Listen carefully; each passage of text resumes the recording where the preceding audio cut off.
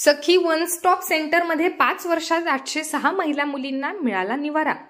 250 महिलांचे कौटुंबिक समुपदेशन करून 170 महिलांचे संसार करण्यात आले सुरळीत। महिला व बाल विकास विभागाअंतर्गत कृषी समृद्धी मल्टीपर्पज फाउंडेशनच्या माध्यमातून बुलढाणा येथील जिल्हा सामान्य रुग्णालय परिसरात 2019 साली सखी वन स्टॉप सेंटरची स्थापना करण्यात आली आहे। याच सेंटरमध्ये 5 वर्षात 806 महिला आणि मुलींना निवारा देण्यात आलाय। पाहुयात याच संदर्भातील ही चांगली बातमी।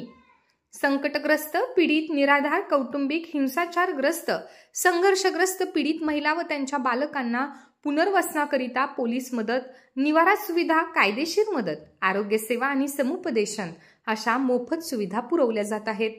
ज्यामध्ये 5 वर्षात 806 महिला मुलींना तात्पुरता निवारा देण्यात आलाय, तर 250 महिलांचे कौटुंबिक समुपदेशन करून 170 महिलांचे संसार सखी वन स्टॉपच्या माध्यमातून सुरळीत करण्यात आल्याची माहिती सखी वन स्टॉप सेंटरच्या वतीने देण्यात आली आहे।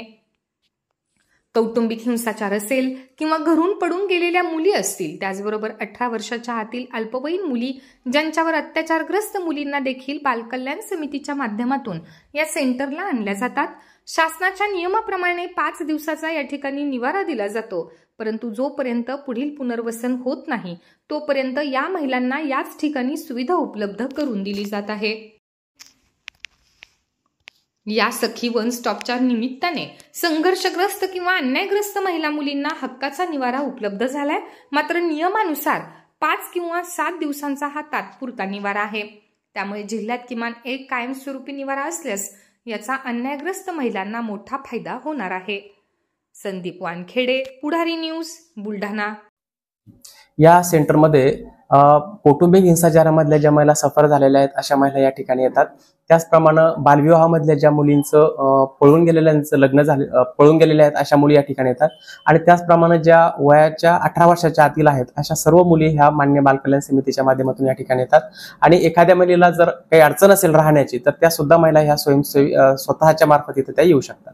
किती दिवसाचा निवारा या ठिकाणी दिला?